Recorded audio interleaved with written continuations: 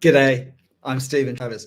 Welcome to this live session. It's great to have you with me on what's a pretty chilly Sunday night in Sydney as autumn starts to tell us here that we're heading for winter. I realise probably most of you are going the other direction and looking forward to the sun, but that's how it is for us.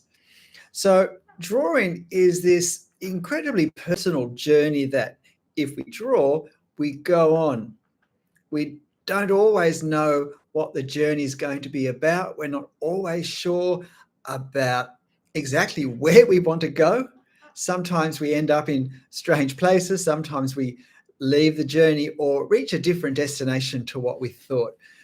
And I thought, look, it might be interesting tonight if I talked a little bit about my personal drawing journey because, well, let's face it, a lot of you have been exposed through my videos to a lot of it and to where it's taken me and to some of my thoughts. But I spent a bit of time this afternoon thinking, what do I think have been the key things in my own drawing improvement? Because in lots of ways, there are not many things in life that I say this about, but in many ways, my drawing journey has been a surprising one because I feel like I've improved in my drawing faster than I expected to. And so I've tried to work out why. What is it that has, in my mind, been the key things that led me to where I'm at this point, which is drawing things I never thought I'd be able to draw or drawing them better than I thought I would be able to draw. So I don't know if you're interested in that. Look, I hope you are. And what I would love is on the chat. Hi there, Kashif.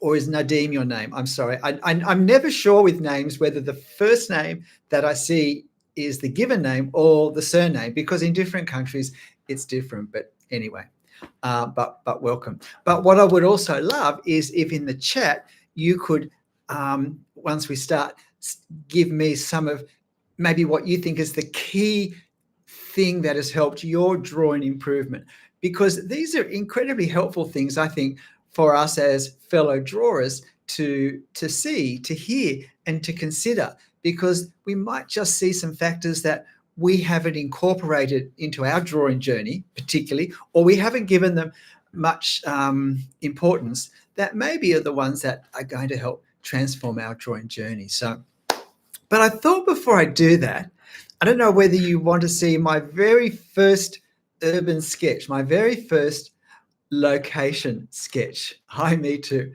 My very first location sketch. Now, my drawing journey I think of as starting in 2018 on a trip to Paris, because that's when I began to draw quite unexpectedly in Paris. And that drawing continued continuously through the rest of the trip and when I came home. But I did go overseas for the first time in my life in 2006. And I did do a bit of location sketching there. I'd actually just begun painting then, which got me thinking about art. And so I'd seen some drawings by an Australian artist called Lloyd Rees, who's, I just loved his Paris sketches. Now, they were nothing like I was able to draw, but they did inspire me to, how hard could it be? Well, pretty hard, I found out. Let me show you the very first one I did. I'm not sure because they're pencil. And part of my problem was I was scared to go dark with the pencil. I was so terrified of mistakes all the time. This drawing, it's so small, it's relatively simple. I can remember just erasing every line I did 2, 3, 4, 5 times. Hello, New Zealand there, 4, 5 times. So, so this is it. I'm just also trying to get it. Now, you can probably barely see it. Just wondering with the focus how to, if I put it next to my face, that seems to be where the, so it's very faint and it's very fuzzy. It's pretty much this fuzzy in real life. And someone's saying my mouth and voice aren't aren't matching. Well, hopefully we won't freeze as we did last week. So this was the start, and there's some people sitting down. This took me, I don't know, at least an hour to draw. This is a corner of Covent Garden, and this is a corner of the church that fronts on. And honestly, it's so incredibly labored. I just felt that, yeah, I hate to think what I felt. But here's one that I did towards the end of the trip. And I didn't do a huge number, but I was really pleased with this one because this is in Venice now, not London, but it's a lot cleaner. It's simpler with the line. It was rainy when I drew this. I was standing there getting wet with an umbrella, so I had reason to be brisk, but I had built up a bit more confidence with what I was doing. And on the same trip, I also had a larger book, and this is towards the end of the trip. This is like, if you want to see my early trees, this is in Schönbrunn. And so there's a whole lot of big trees that have all been pruned. There's some people sitting down there. And so these were all autumn leaf trees that I was trying to capture the overall effect. Yeah, if I put it closer, I don't know that it's clearer. How's that? So that's my first take on trees. And then I'll just show you the last drawing I did on this trip, or one of the last drawings, which I was very pleased about. This was Westminster Abbey, so not a really easy one. The other people I was with went into the Abbey. I just was too tired. We were flying back to Sydney the next day. I was just too exhausted. I was kind of churched out. And, once I got back to Sydney, I couldn't believe I didn't go into Westminster Abbey because I was too tired. But I did draw it instead. And this is my drawing. So you can see the trees, and yeah, it's a bit fuzzy, but I was sort of pleased with this. I was really pleased with this tree here. I thought this one looked a bit spotty, but I kind of like the effect of that. And so I can see that already I'm trying to think of the effect, but it's kind of like a bit easier to go for the effect, I think, with a pencil, because we sort of can get a lot of fuzz and a lot of value. And so then I just kept painting, paintings like the painting behind me. And I didn't do any drawing at all because I really wanted to paint, and I was learning to paint. But then we went to Europe again in 2015. And this was the drawing that we were walking back to our hotel in Paris. And I said to one of my daughters, thank you, Nadine, one of my daughters, do you want to just stop and draw Notre Dame? And this was the drawing. Like, if this hadn't turned out, I wouldn't have picked up drawing again. I certainly wouldn't have had an Instagram drawing account, and I certainly wouldn't have made any YouTube videos. So this is the drawing that launched 1,000 drawings, as I often think. So this was the drawing of Notre Dame that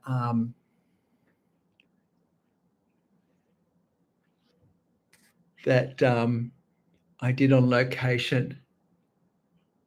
And it was because my daughter posted this on my Instagram account. And I was saying, oh, why would you post that? It's just a drawing. Like, it's not a proper artwork, I was thinking. And she said, no, this is art. And it was very encouraging. I got a huge response. I thought it was amazing if I got 30 likes to a painting. And I got hundreds of likes to this in the first night. And that was encouraging. It's nice to know that, people like what you do. But I found the process really helpful. Here's one at the end of that trip that I drew in Berlin. I don't know if you know the, what's it called? The Rotes Rathaus, I think. It's the Red Town Hall, the older town hall building in Berlin. I think it's a beautiful structure, and I've always loved it. And I just sat on my last day in Berlin, and the last day before we flew back to Sydney again, and I drew this with the summer sun sort of getting low in the sky. And I was really happy with this because it's a fairly complicated shape. So I felt like I had picked up a lot of confidence.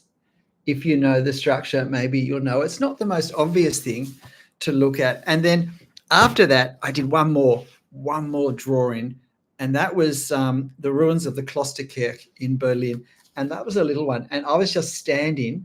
So these are some ruins that have been left of what was I think the oldest church in Berlin at the time, the Franciscan building. So that was the last thing I drew, just holding it in my hand. The sun was very low in the sky. When I finished that, I was late and I had to basically run back to where we were staying for the night. But so that's how my drawing journey started. And then I'll just show you a few of the since they're all location sketches, they're all street sketching. I'll just show you the last few that I've done, and to show you how things have changed. So now, of course, and these should show up better because they're in pen.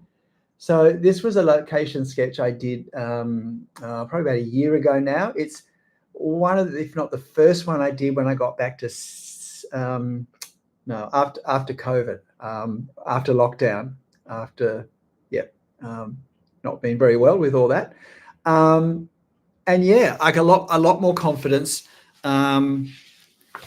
I haven't done a lot of location sketching because I don't really live close to the city, and but this is another one I did. I didn't want to draw the car, but it was there, and I thought, well, when you do location sketching, that's what you do. You include the things that are there. But it was a nice combination, I thought, of architecture and foliage. On the same day, I drew this at an intersection. This was fun because you can see that curved line. It directed enormous trucks from that road off to the left, coming straight at me and looking like they were going to hit me and then just swerve off at the last minute.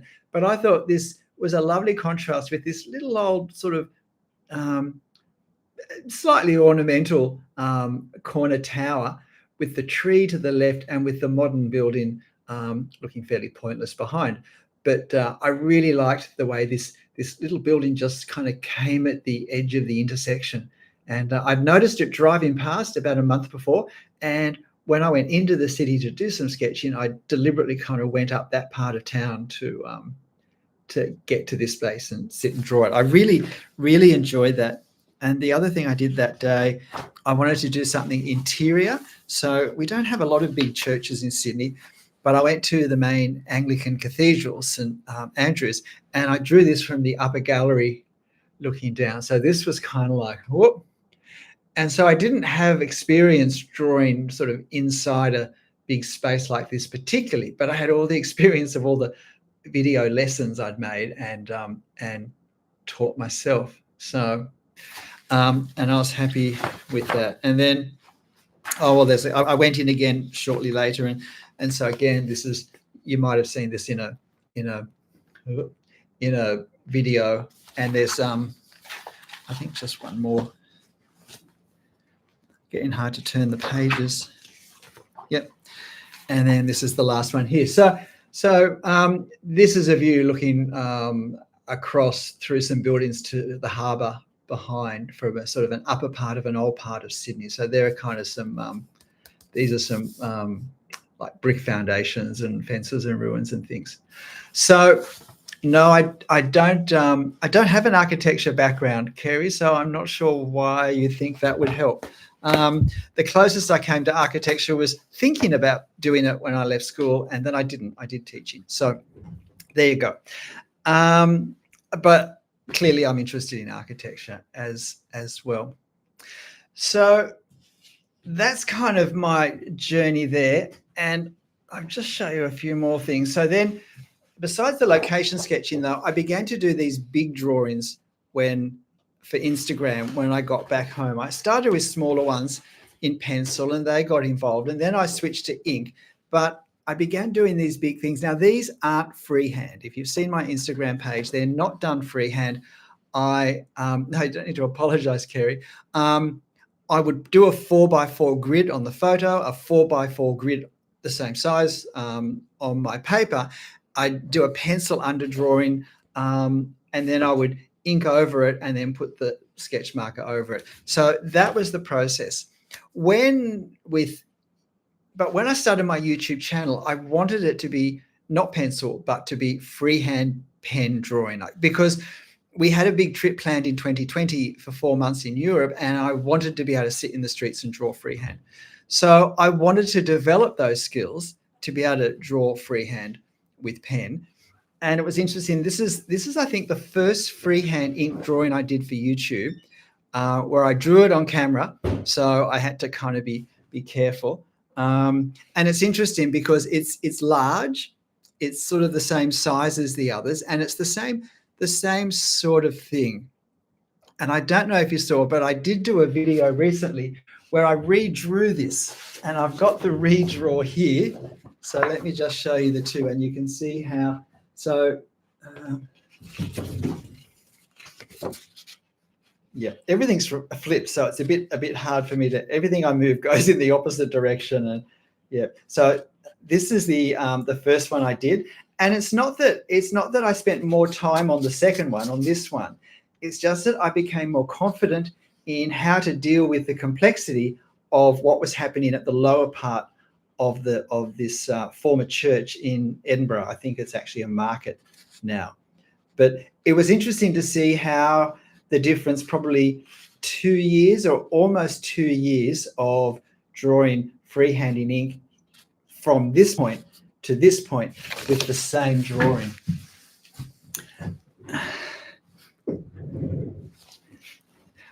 See you, Nadeem. It's Sunday night here. And the other interesting thing was that my first drawings really for my YouTube channel, in some ways, I was trying to get to this place again, but drawing freehand. So I did a lot of freehand drawings that were really very complicated. And they were great fun for me because I like doing that sort of thing. I'm not sure they were as helpful for people watching the videos. This is another one that I particularly like because, yeah, there was no pencil, there was no grid, there was no anything. I'm looking at the photo with a pen, trying to draw it and make a video about how to draw it. So, but at some point I realized that wasn't so helpful for people. So I began to scale down and do smaller drawings that I felt were probably better things for drawing. And at first they were all very much architecture based, but really just because I was looking for new things to do for videos, it encouraged me to push out and to try different things. And so even with the markers, sometimes there's very little line work in this at all.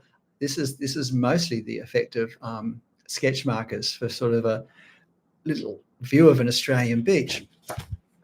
And then I really do love trees, as you probably know. I painted them for 10 years. And so I began to try to work out how to draw them and how to capture something of the Australian landscape and bush. Our gum trees, our eucalypts are very distinctive compared to a lot of what we see in other parts of the world. And we'd had the fortune to travel in some forests in Europe. But trying to capture... So here we have a lot of heavy gum trees coming over this roadway, this dirt roadway.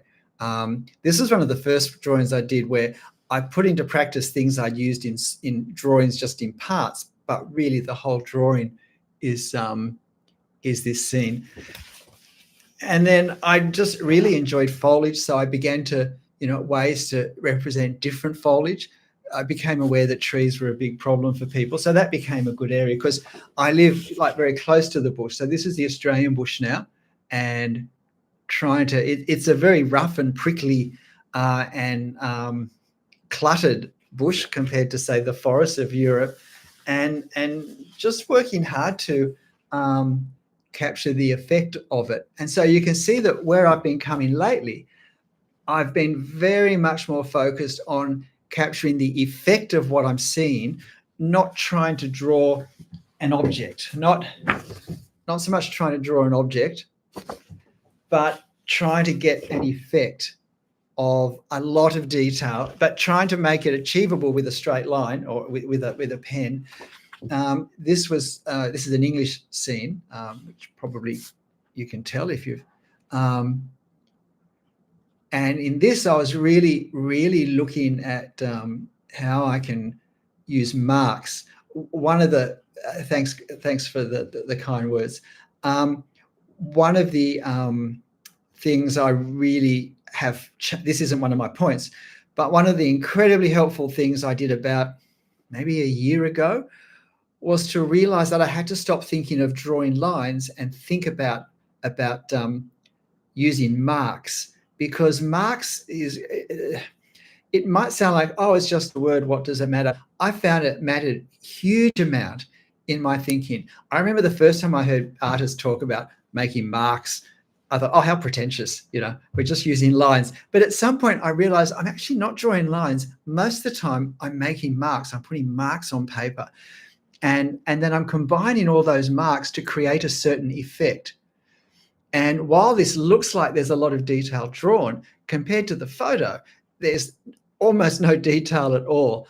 I've been trying to create the effect of the detail. So, and lately I've had fun. I've gone back to Europe, and I've done some drawings such as this Swiss forest just on the outskirts of the city of Bern, trying to capture a very different feel with very different marks.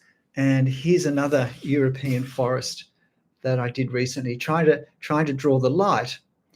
And so my drawing lately has developed the last year. We've been far more interested in capturing effects rather than drawing objects, which has meant I've not been as architecturally kind of focused, perhaps, as I once was. But I'm just not sure what these last drawings here I put here to possibly show.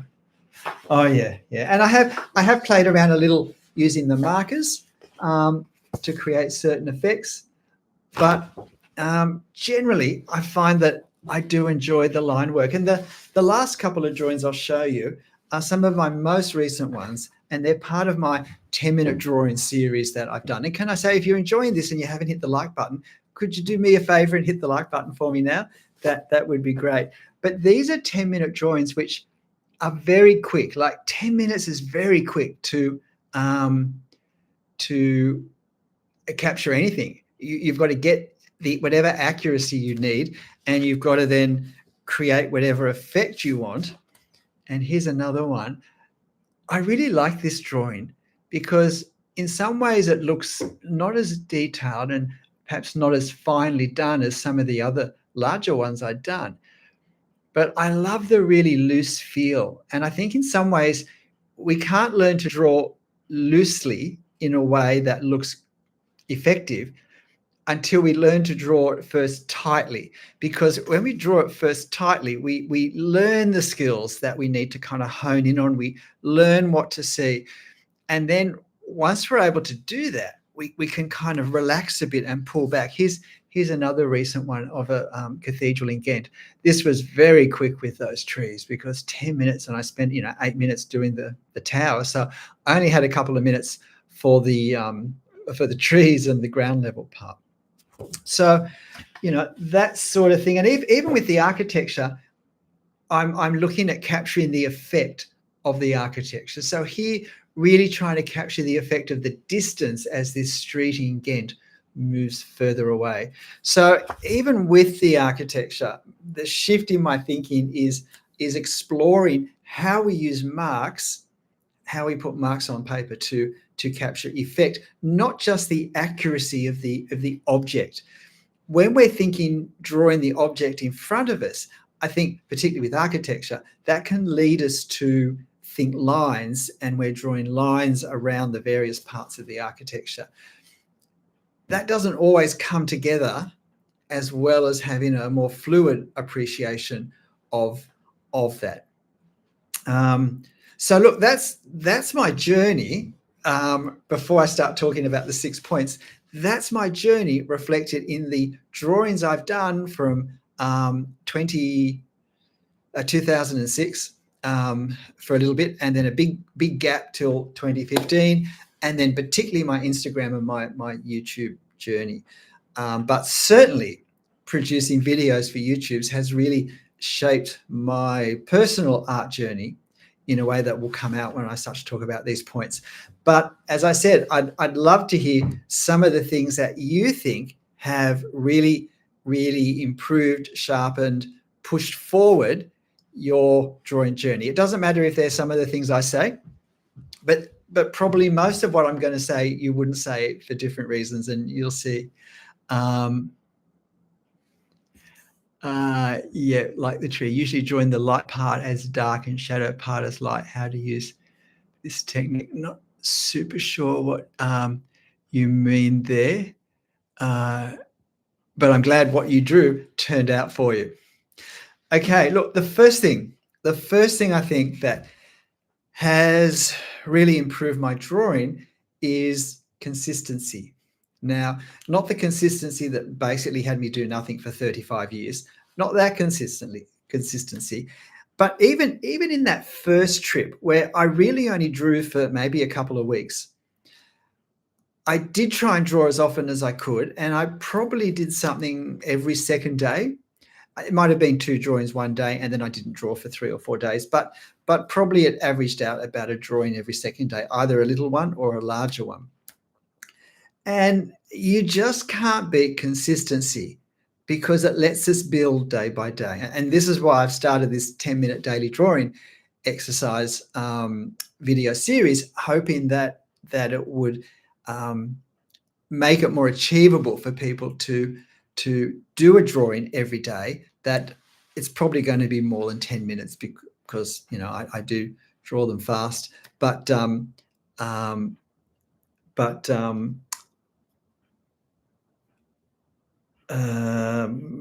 if you can do them in 15 minutes and do that every day, then that's great, because it's the doing it day by day. There's a reason when you're a kid and you learn the piano or any instrument, you're meant to practice every day, 15 minutes, 30 minutes every day. There's a reason why when you're getting fit for sport, for a season coming up, you start to train every day, because we improve far more easily, better. We build on the things we learn if we do it frequently, and doing something for a small amount of time frequently is better than for doing it for a longer period of time, but with big gaps in between. So even in those few weeks, 2 or 3 weeks, where I was drawing overseas, or more than that, but maybe 4 weeks, I was drawing overseas in 2006. I can see improvement from that first drawing where I was terrified to place a line on the paper and kept rubbing it out, and I wanted it to look perfect from the start. And well, that just wasn't going to happen. But I kept trying to make it, and I just got myself in my head so messed up. I'm actually quite surprised I even did a second drawing. And yet some of the later ones show a bit more confidence and freedom in the line, and less worried about kind of trying to shade and fuzz and fuss, and the lines are clearer and the lines themselves say something, but they are all very linear. I wasn't trying to create effects at all. I wasn't thinking of effects. I was thinking of outlines, because, well, that's how I'd always thought of drawings, that you draw drawings with lines. I'll just have a look at a few of these comments. Avi saying, just started studying by following my videos, so I don't see progress yet too soon. Well, I hope you do see some progress, Avi, with my videos. Circular symmetry, I got the feel of a flower field, but how to draw a forest scene, the trees that are behind the highlighted tree. Yep. And it is a challenge. And there is some point where we need to, with like trees going backwards, there's a point where we want to still show individual trees, or at least a plane of depth of trees that's separate from one behind. And then there's a point where everything behind is kind of covered in the same marks and the same kind of technique. And they're the sorts of choices as the artist we get to make, particularly when we're drawing from a photo or from life. Red Angry Bird just started drawing last month. Congratulations. I liked painting, but not drawing now. I kind of enjoy it. That's good. Have I ever just stopped? Not since 2018 when I started. So I think of I just did, while I was traveling, some pencil drawings in 2006. I actually think of my drawing now in 2018. In fact, when I came back to Australia, I wanted to keep drawing Paris. I had this painting exhibition coming up that I had to get lots of paintings finished for. And I didn't know, I just wanted to draw. And I really didn't like having to go back to the paintings. And I think with the painting, I'd got myself into an unhelpful mind frame, and the drawing escaped that.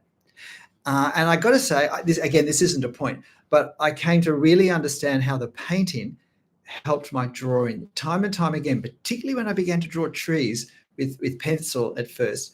I realized that I was using the observation and the thinking and the processing that I'd used painting trees, because I used to just paint basically the tree canopies. I wasn't interested in the trunks or the ground level stuff. I didn't want to paint a whole scene. I just wanted to capture some of the magnificent tree canopies, and that a lot of the thinking and techniques I used with the paint, to my amazement, led me to start to draw foliage the way I do. And then when I switched from pencil to pen to ink, because my pencil was line work and not kind of fuzz shading, I could transfer that to a black line. So with a few variations. Kerry says, I've done courses and watched hundreds of vlogs, and you're right. The key is practice. Yes. Yes. So my first point, if you missed it, that we're just coming to the end of, is consistency. And often, when I don't feel like drawing, well, I still need to make a video, so I have to do a drawing. So that's been very helpful for me to just keep pushing my consistency. Now, not everyone's in a position where they can draw every day. I do understand that. And yeah, so we have to be realistic, but we have to have a strategy to make it work if we want it to work.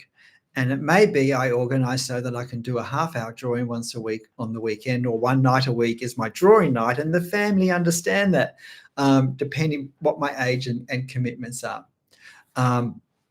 So yeah. Me too. No, it's not. Well, Avi, I did show the first drawing I did. For those who missed it, I think, where is it? Here's the book, and it'll be on the first page. So this was the very first one I did, if you missed it. And it took me about an hour to produce this fuzzy, blotchy mess. And I got so caught up trying to make it perfect. I somehow felt like I had to make a photo appear on the paper. So yeah, that was the very first one. Me too. No, look, sometimes you do need a break. There's nothing wrong with that. And there's no reason, there's no reason why we have to draw or paint or do anything arty if we don't want to. And sometimes we do just need a break and need to get a bit of perspective. But sometimes it can be good to use that break to maybe just get inspiration again, find some artists whose drawings we really like, really inspire us, and just look at what they do, so that when we start to draw, we're actually kind of pumped up with encouragement from the things that we've seen. Sanya saying, my tips on 10-minute drawing daily have been a great inspiration. That's great. That's great. I've actually just done the drawing for tomorrow's. I was hoping to edit tomorrow's 10-minute drawing before I started this, but I didn't get a chance to, so I'll do that later. And if you haven't hit the like button, could you do that for me? And we'll go on to the second point, which is, and this is the one that I had absolutely no idea would be a factor, and that's the encouragement of a community. And that's you guys. That's you guys. That's everyone who ever liked one of my Instagram drawings. I mean, I have a family, and they're not all around here anymore, but, and they're encouraging, but, oh, that's really good, Dad, or, that's really nice. Well, you kind of, it's nice when your family say nice things about what you do, but when a stranger who doesn't have any need to kind of,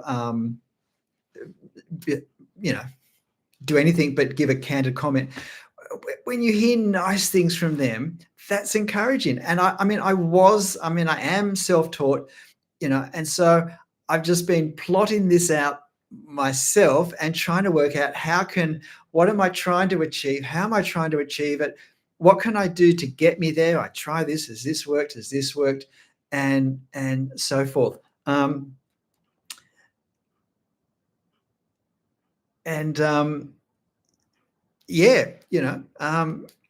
never, the encouragement and the confidence that began to give me as total strangers were very kind in what they said, because no one had to give any comment at all. So that really mattered. That did encourage me. I didn't draw for 35 years, but I thought of it, probably every day I thought of painting and drawing. So there are reasons why that happens. There are reasons why we don't draw when we want to. when it's not strictly that we don't have time, but there are other issues that we have to overcome. And the encouragement of others can be tremendous help for that. Now, I think even better would be if the encouragement was coming from real people. So if your drawing journey is a bit stagnating and maybe and you're totally on your own in that, then maybe it would be helpful to try and connect with some people. And look, there's often drawing groups in different towns and cities around the world that you can meet up with. There's one in Sydney. I've only made it twice because of COVID and then other stuff coming up. But yeah, I'll just look at a few of these questions though before. Where should I look for commissions? I started last year. Any advice? How many pieces before imagination can be put on paper? Any general number is fine. Look, it's not how many drawings we've done. It's how our drawings have progressed. It's what we've learned. It's how they look. It's a different number for all of us because none of us start in the same place. I did a video the other day that was very helpful for me because I've often thought about what's talent. Do we have talent? When I was a kid, people said, "Oh, you're very talented with art," and that just seemed to put a big burden on me because I felt that what I did had to be amazing. It had to be better than everyone else's because I had the talent. And it would have been far more helpful if no one said anything at that point because it actually stopped me drawing. And that's probably the origins of why I spent most of my life not doing anything.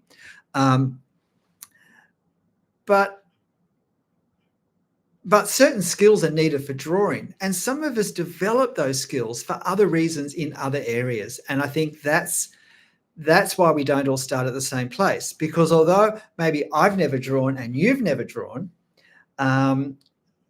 maybe I learnt the violin and that's taught me perseverance in learning, which I draw on when I need to persevere in learning to draw. That I draw on, that I draw on when I'm learning to draw. Or maybe, I think the example I use in the video is maybe I love bird watching. And so I've learned to kind of observe birds really carefully because I have to get a good look at what they are so that I can remember and then look up in the bird book to see what the bird is. And so I kind of learn to see key things. I learn to see the things in the chance I've got that I need to see to be able to recognize the bird. Well, that's not so unlike when I draw. I need to learn to see the things I need to see in my reference or in front of me that I need to know when I put the ink on paper. And so some of us, we pick up these things for other reasons. But when I sit down to draw with someone else who's also sitting down to draw for the first time, maybe they haven't done things. Maybe they spent their life playing footy and going for bushwalks and, abseiling. So maybe they didn't develop the same skills there that I happened by coincidence to generate another. So I can't say how many, but I will say that, and this might be a video one day soon, because I've also been thinking about drawing from our imagination versus drawing from a photo or in life. And the way I think about it, when we draw from imagination, we're actually drawing from what we've seen. We're drawing from a lot of memories of the subject. So when I draw a head from memory of someone's face, I can only do that if I've seen lots and lots and lots of faces that I've taken in and remembered accurately enough so that I know that the eyes really are halfway down, that there is as much head above the eyes as there is below it. And if I haven't observed enough to really notice that, then I'm going to do what I would say so many of the portraits I see are, where the kind of the forehead stops too soon and therefore the eyes are too high. And it's because the observation we need for everyday life is not always good enough for when we draw. So when I'm talking with someone, I'm very focused on this part. And I don't realize that I'm really seeing this part. I'm not looking at this part at all. And when I go to draw from my imagination, I don't have this knowledge in my observation memory banks to draw on. And even drawing from a photo, this can still catch me because I don't realize I need to look at this. And I think I've looked at my reference enough, but because in my mind, I don't see all that's up here, I don't take time to observe it in the reference, and I think I've seen it, and I draw what I think I've seen instead of what's really there. I've just had a haircut, so you can see so much of my forehead now. Can I open a drawing group for you in Discord? Oh, look, I've been asked to do that before, but honestly, I just don't know how I can squeeze that into my life. Another online thing to do. I'm already terribly neglecting my. It's been a month since I've posted on Instagram. So I just don't know. I don't want to start something I can't keep up. And yeah, I've looked at a few videos on what is Discord because I don't know about any of these things. But yeah, you know, I'll look at it again. But I don't want to start something that I can't be responsible for properly. Yeah, and in terms of look for commissions, look, I would say just put your art out there, and the commissions might start to come to you at the right time when you're ready. When people look at your work and think, I'd like this, a drawing of this in this style, then that might be the way. You know, I mean, a lot depends on where you live and what the local opportunities are. And there might be places where you can advertise or you can put notices up locally. So yeah, it's a bit hard. What would work in Sydney, it doesn't necessarily work where you are. I already do more than enough. Thank you. Social media I don't use much. Yeah. Well, social media does seem to be the way that people connect with people for lots of things. But maybe someone would have some ideas and could put them in the chat and you'll be able to see them there. Charlie, just want to say thank you for your service, sir. Your videos are really pure gold and throw a glimpse of wisdom in my art journey. Oh, well, thank you.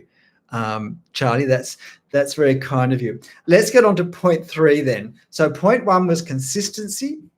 Point 2 was the encouragement of community. That I really underestimated how much that just would encourage me to push on and to keep going at times, and help me to overcome some of the personal issues inside. But the third one was getting over my perfectionism. I have quite a lot of videos on perfectionism, and I know it's a huge issue for a lot of people. And when I look back at my very first urban sketch, this very faint, fuzzy, bad pencil drawing of a little corner of Covent Garden in England, I can't believe I spent so long on something and erased it about 5 times, and it was just this giant smudge fest by the end. And I was actually afraid of putting any marks on the paper. So it's so faint because I was terrified that everything would be in the wrong place and it would look terrible. And well, it did look terrible. And I really am surprised I did another drawing. I'll show you the second drawing, which was a little bit better, which is just as well. This is St. Martin's in the Field. And it's, again, very fuzzy. But you can see I've actually drawn a lot of it through the shadow, which is something that I've continued to do. And then this one's a little less fuzzy. So this is, you know, a few days later. This is one of Wren's church towers. It's not quite right, but yeah, it's okay. This is the small book. I'm not sure what else I've got in here. This was the youth hostel, the corner of that's a bit lighter, but you know, then I did a big building, the courtyard of the Victoria and Albert Museum, and it's another fuzz fest. Like I just was trying too hard to be kind of perfect with it. So yeah, and this is another one where this is a corner of the Queen's Gallery entrance at Buckingham Palace that I kind of like that. It was, you know, I like the architectural forms. I felt safer with those in some ways, and because I could refine them endlessly with the eraser and the pencil. So, yeah. But getting over my perfectionism was crucial to being able to improve because it held me back in every way. And anyone who who realizes that they suffer from perfectionism. And perfectionism is not having a high standard. Perfectionism is not wanting it to look right. Perfectionism is not having a clear picture of what we want to achieve and working really hard to achieve it and being unhappy when we don't achieve it. All of that sounds very helpful to our drawing journey and improving our journey. Perfectionism is when, for some reason, we feel it has to be right, or else it says something terrible about me. It says I'm hopeless, I'm pathetic, I've got no talent. Why am I pretending? I'll never be any good. It says other people can do things, you can't do things. They think you're artistic, but they just don't know, whatever. And it makes us afraid to start, and it makes us afraid to continue. And when perfectionism is bad, it's very hard to start a drawing, because even without doing a mark, I'm afraid of messing it up. I'm terrified of mistakes. And if I do make a mistake, I want to stop. And if I don't make a mistake and get halfway through, I freeze, because suddenly I haven't ruined it. I mustn't ruin it. Oh, I'm going to ruin it. It's so stressful. I can't finish it. And I've had so many people tell me that's their experience. So it's such a debilitating thing. It's not having a high standard. It's not trying really hard. It's not looking at something and finding mistakes that you need to, that you can improve on in the next drawing. They're all very helpful things. But it's letting what you draw attack who you are as a person in some way in your own mind. And that's never helpful. And that will put us off starting. And I know that even when I was doing all these YouTube drawings, not lately, but maybe up to a year ago, I could walk around the house and waste an hour to 2 hours because I found it hard to start in case it didn't work. And I've got to say, one of the things that's really, really helped me with perfectionism has been doing the smaller, faster, easier drawings. And I think because it's let me feel, oh, well, look, if it doesn't work out, I can do this again easily. It's not a 2-hour drawing that I feel like, well, I haven't got time today to do this again. And it's also let me be a little more adventurous and bolder. So, and I think the most important thing I did, and if you're finding this helpful and you haven't hit the like button, please do for me. That will help me. But I think the best thing I did was I stopped drawing with pencil and I switched to pen. I switched to ink, and I began to draw freehand, so that I had to commit. I had to learn the skills that I had to learn to do it, and I had to learn to cope with my errors. When I say errors, I mean lines that aren't in the places where I'd like them to be for the effect I want to create, or for accuracy. And so I had to learn to live with what was happening on the paper, but also I had to learn to develop ways of incorporating every mark into a satisfactory outcome at the end. And what I learned was I could almost always. There are very few mistakes I make in the course of a drawing that I think are really obvious at the end, because we're most likely to make a really big mistake with one of the opening lines when I've got nothing on my page to reference and I do a big diagonal line for a perspective angle and, oh, it's only half the angle it should be. Well, I've only drawn one line. It's worth starting again, because one key line in the wrong place at the start will probably throw everything out. But most things, it's not like that at all. Most things, the line's just not quite right. There's often some shade or some shadow I can bring in to hide part, to shift the effect, the visual effect of a line further, or I can make the line thicker with several lines, depending structurally what part it plays in the object and so forth. So, drawing with pen, if you have troubles with perfectionism, if you're afraid of mistakes, I really recommend bite the bullet and say, I will not use an eraser. Now, of course, you don't need to switch to pen. You can not use an eraser with pencil. It's not compulsory. You can say, I'm not going to use an eraser. And I'm going to, and with pencil too, there's far more chance to do sort of light lines that aren't obvious at the end. With a penning, to a degree we can, but not to the same degree. And that's the blackness is part of the joy of the ink, but sometimes it can be a challenge as well. So yeah, if you struggle with perfectionism, I would say hit it head on. Just don't give it any space to play in our thinking. It certainly worked for me. And I'm not saying it wasn't without its stresses and whatnot. And those 10-minute drawings that I've been doing for a month now, over a month, I think number 37 tomorrow, they've been brilliant because they're so easy to sit down and start because I feel like they're no big deal. And I think, well, it's only 10 minutes. I can redraw it if it doesn't work out. I've only redrawn one of those in the time I've been doing them, in the 37 I've done. So 36 out of 37 have actually turned out. But the fact that I thought that it wasn't going to be a huge problem if I did redraw it made it much easier for me just to get into it. So drawing freehand in pen and choosing subjects that we have a chance of doing well is also important for our confidence at that point. But getting over my perfectionism was crucial for the development of my drawing ability and my art journey. So I'll just check this question here. I am really, if there's something that's incredibly helped your drawing journey, that's made a big difference to your drawing level, I'd love to hear it on the chat, and so other people can see it now, but also see it in the future. Have I ever watched Sky Art's Portrait and Landscape Artist of the Year on YouTube? Brilliant, and shows how different each artist is. No, I haven't. Actually, according to this, the chat has been disconnected.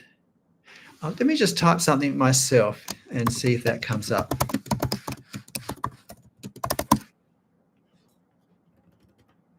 Ah, dear. My typing is getting terrible. Okay. Can someone just type a it's saying the chat was disconnected. I'm just wondering whether it's there. Can someone just type hello, Stephen, for me, and let me see if that's happening. In the meantime, I'll go into point number 4, and this is something that did help me a lot. And this may not be helpful for many people because it's not something you can do easily. But I am a trained teacher now, not an art teacher, and I didn't teach for very long. But I spent 4 years training to be a high school teacher. I taught for 3 years, and then I had a lot of voice troubles. I left to do some other things temporarily, and my voice just didn't, I had problems with it, and it was something in the end, and I couldn't do anything about it. So I didn't go back to it. But I learned how to be a teacher, and I learned how to learn. And that's a really important part of any skill, is being able to learn to do it. And I think it meant I could be my own teacher. The difficulty on a self-taught learning journey is that we don't always make the best decisions or the best choices about how to navigate the process of learning. And I think one of the problems with the whole idea of talent and focusing on, am I talented or not? Is it worth me trying to draw or paint or do whatever? Because am I talented enough?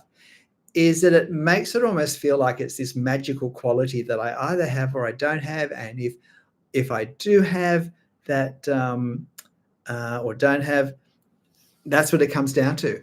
Instead, well, drawing's a skill. It's a skill that I need to learn, that I can learn to do the way I'd learn to, play the piano or learn French or learn to kick a ball. It's a skill that, there are ways we learn. And as a teacher, I suppose I was aware of how we learn and what that meant. So that meant that by understanding the learning process, I could make useful choices about what I did and how I did it. I could see what was helpful, what wasn't helpful. I could not tackle things that would be too hard for me too quickly and therefore be discouraging for me. And I think that one of the most important things as a teacher, of course, I marked the students' work often. And I mean, even while I'm drawing a drawing, I'm marking my own work. I'm seeing things that I'm not happy with. And when you hear my commentaries, if you do, you'll often hear me point out, oh, this line's not quite right, or this isn't right, because as I was drawing it, this is what I was thinking. And then hopefully I can show you whatever I do so that it's not such a problem. Or all that can be said at the end is, if I draw this again, I'll know to be careful about this or that or this. So yeah, knowing how to learn, knowing how we learn, I was able to teach myself. And I think one of the problems with the YouTube world is that not all videos are equally good for a particular purpose. And a lot of, I mean, I haven't looked at a lot of art videos because I really was navigating this path myself, but I have looked at some, and some of them are really entertaining, but they're not very helpful, I don't think, for learning to draw. I don't think any video where you can't see what the artist is copying is really much use, because you know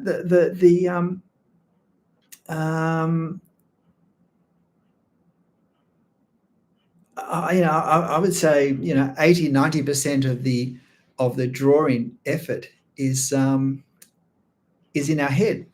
It's before it's the creative thinking, it's the observation that happens before the pen hits the paper, and that's the hard part. And when I just see the drawing appear as if by magic, I can't see what the artist is using as the starting point. So I can't make any. I get no understanding about how he's translating what he or she sees, what they see in their reference, to what the marks they're putting on the paper, and that's not very helpful at all. So no one's commented, so I don't know why the chat's not working. Let me just click a few things here.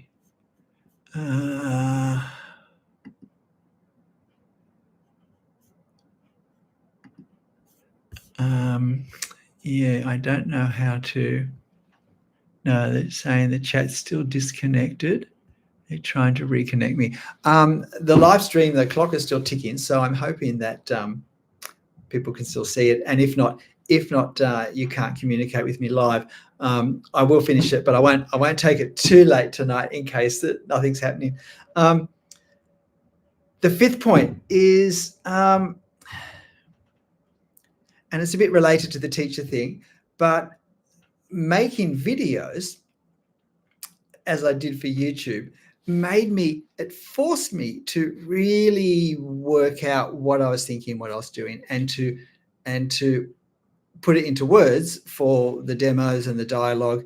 It made me choose things that would show certain things. That also meant I worked on certain things, and I really had to think out my process. And I found that by thinking out the process so much, trying to work out, why am I doing this? What am I doing? What's the effect of what I'm doing? What if I tried it this way? But by having to then put it all into words for teaching videos, basically I was the student who's heard every lesson. I was the student who everything was said to numerous times. By the time I say it on the voiceover, I've had to think of it, I've had to make notes about it, and I've put it on the voiceover. And then chances are, I mean, if you've watched enough of my videos, you'll know that you'll hear some things in lots of different videos, because some things come into different videos. And so you get the reinforcement of hearing, comment about marks in this video, but the same comment in another one. Well, of course, I'm hearing them all in every video. And so I get the most benefit. My drawings show you what I think your drawings start to look like when you follow my teaching, thinking, and methods. And I know it's not the only one. I know there are other ways to learn to draw. A lot of people say to me, why do you do drawings the way you do? You kind of start with a little bit and just work out. How do you work outwards? How do you keep everything in proportion and so forth? And I said, oh, look, everyone else, I've had comments to say, everyone else teaches that you start by roughing in the big shapes, and then you refine them, and then you add the detail to the big shapes. And yes, that's wonderful if you're drawing from pencil. But if you're drawing with pen and you rough out the big shapes, every rough out line is still there by the end. I don't see how that works if you don't use an eraser, if you can't use an eraser. So, maybe someone has an answer, but I don't know it for that. And so I had to work out a way that I could start at a certain point and draw whatever I wanted to draw with accuracy over the whole drawing. And so I draw the way I could make that work for me. And then I worked out, well, what am I doing? Why am I doing it? So that I could explain it to other people as well. And that's what I've done. But certainly making these videos has hugely improved my drawing process and my drawing results, because it's made me focus on what am I doing and why. And understanding always pays dividends. Understanding always is a helpful thing. Because when I understand why I'm doing something here, I can use that understanding and other understanding in another context that's a bit different. I can start to extrapolate. If I've just watched a demo, though, where the artist has been drawing and I've just tried to hurry along and imitate their marks, copy their marks and put them together, well, my focus is just on what marks is he doing. I have no understanding why. I can't see what they're trying to copy from. And so I learn nothing except perhaps some copying skills. But I don't learn any of the 80-90% of thinking, the challenge in the head that tells us what marks I want to put on the paper and where I want to put them and how I want to combine them and what effect I'm trying to create from my reference that's not strictly literally from my reference, that my drawing is interpretive. And what interpretation am I wanting to have? All these things happen in our head, and they guide us into making choices about marks for the paper, where to put them, and so forth. And yeah, I as I said, I found that by being the test dummy for my videos, in a sense, was beneficial. It's why I can be fairly confident that at least for some people, my videos will be helpful, because they were helpful for me. And if they're helpful for me, they can be helpful for some others as well. So look, we'll come to the sixth point. I'll just run through them again for anyone who's coming in at this point. But the first one was consistency. That from 2018, when I began to draw in Paris, both location sketching in Europe, but then coming back to Australia and drawing consistently, that and posting on Instagram, and then beginning to make YouTube videos that caused me to draw very regularly, daily, often, probably mostly daily, was fundamental to my improvement. The second point was encouragement of community. And ironically for me, I say the word community, and these are all people such as yourselves who I've never actually met in person, but who have encouraged me so much with kind words. I think in all of my social media, Instagram and YouTube, I don't know, I might have had 4 comments where I think the person was being intentionally unkind in what they said. 4 comments out of thousands and thousands of goodness. When I was a classroom teacher, I could get twice that face-to-face in a 40-minute lesson. I can't believe how kind people are in what they say and encouraging. So that was important to me. Number 3, getting over my perfectionism was absolutely vital for me to be able to progress my drawing journey. I'm not saying we can't improve drawing if we're perfectionistic. And perfectionism is not having high standards. It's not wanting things to look right. It's needing them to sort of almost survive ourselves within ourselves, that if it doesn't work out, it says something terrible about me, rather than just, oh, well, I can improve some things in my drawing.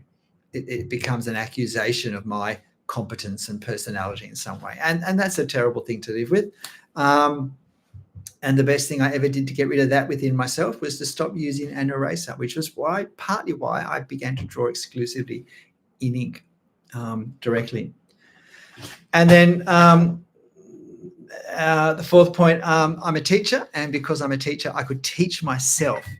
And while I didn't have the skills of the actual drawing to teach myself, I'd learned how to learn. As part of learning to teach, you learn how we learn, and then you use that in teaching. And I was able to use that in my own thinking and directing of myself. So tremendously helpful that was. And the last point, and this is, interestingly, this is the only kind of pen on paper thing. This is the only one that actually is connected with a pen on the paper. And it's not actually connected with my drawings. This is what I do before I draw. But it's crucial. I do this before every single drawing. It doesn't matter if I'm on location. It doesn't matter if I'm using a photo. It doesn't matter if it's one of my 10-minute real-time drawings, or it doesn't matter if it's one of my big, complicated drawings that I might take an hour and a half to draw. Still freehand in ink, but take an hour and a half to draw. It doesn't matter what it is. And I'll show you. I grabbed it. I've got dozens, if not hundreds, of these scattered around the room. And they're the little drawings, the little things I do. If you see that, I don't know if you can recognize what drawing that comes from, but these are my exploratory marks. I grab a bit of off-cut paper. I get the pen I think I'm going to use, and it's also a way of checking, is it a good pen? And I draw these marks. I draw a little part often, not always, but I often draw a little part, actual size, see if the pen width lets me draw the detail in the size I want. If there's any sort of special effects, I look to see how am I going to do those, such as foliage or bricks or shadows in certain places. If there's some architecture that looks a bit tricky, I might just do that. With this, I did the central portico. I did a window on each side, and then I knew that the rest of it would fall into place. Sometimes I do a little bit more if there's something I'm trying to achieve. Even the paper where I've just written my notes out roughly, I've got, a little one of those marks things there. This is a section of what I did for tomorrow morning's 10-minute drawing. So if you catch that video in the morning, you'll see how that looked in practice. This was my marks making for the windmill that was yesterday. This was a little table that I did, and it was just that part. I just wanted to make sure that I had that right, the ellipse, and then I didn't do the legs. I then redid that for the real drawing. This is a little bit more than normal. This was a clock tower I did recently, and what this showed me was just I wasn't getting the proportions correct. So I redid this because I thought this would be the most tricky part, and I thought, yeah, this is working better. It still wasn't exactly right, but from this, I knew that when I did my actual drawing, I'd be able to kind of get it in the right place. I got my head around what I was trying to do, and this was a tricky part at the top. And again, what that told me was I needed to simplify my marks more in my actual drawing. So it's not that I copy this necessarily, but these marks give me information that let me sit in the right direction. This was a building, and the only thing I wanted to check was the effect of doing the shadows inside the curtains, and was that going to work the way I thought it was? And it did. So that was good. Here's one of the Sydney Opera House, and I was just trying to get a sense of the angles of the sails, as we call them. And you can see that with the largest sail, you can see my original marks just weren't, the sail wasn't full enough, the angle wasn't quite right. And so I got to play over this one. And then when I did my real 10-minute drawing, I had a better sense of exactly what I saw in the reference, how that was going to look on paper. Sometimes it's just enough to check that the way I'm going to progress the drawing is an accurate way of progressing. So I'm not so much worried about the marks or the effects, but it's just, if I start here, can I keep the proportions as I move out? It just, that was how much I did for another one. And sometimes it just helps me get a sense of the scale, and some of the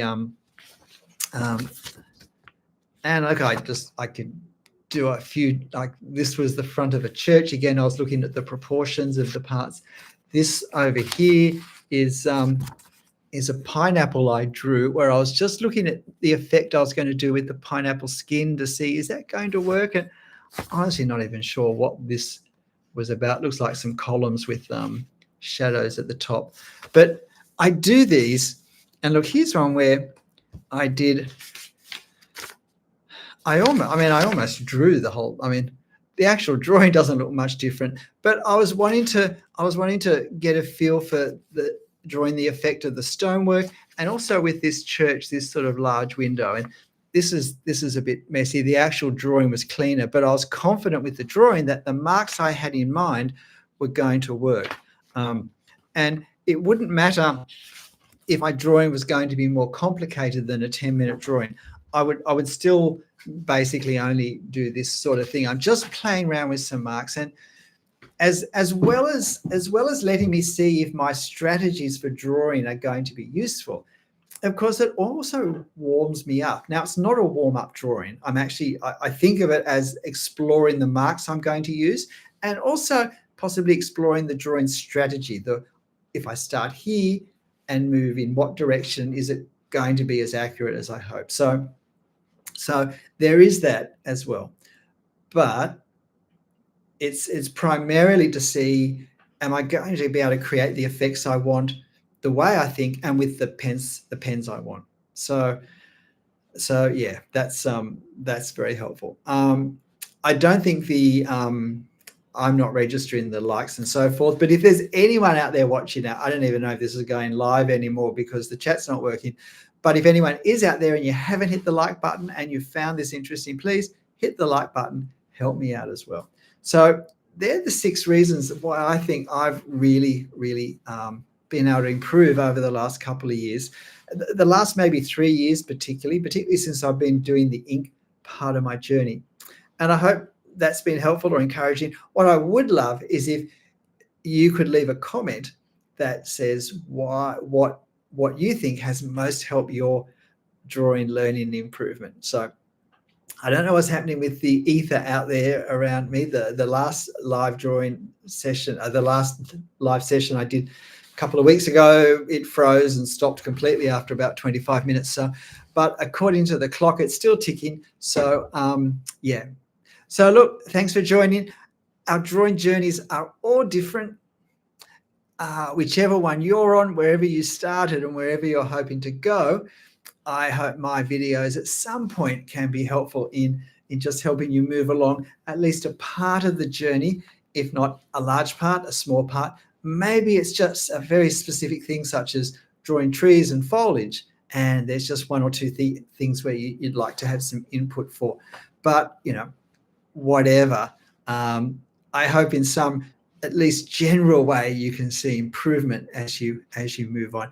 And if you can't see improvement in your drawing, I do have a lot of videos that talk about issues, and I have a playlist on, I think it's something like learning tips for the self-taught artist, and it's got a lot of general issue talking videos where it's not so much a drawing demo. Sometimes it is, but mostly it's more talking about the sorts of issues that impact artists, particularly drawing artists, in our thinking, in our practice, things that might be helpful or unhelpful. So if you feel a bit lost, that you're doing drawings but you don't have a sense of direction, then some of those videos might be helpful. Have a look down through the titles and see.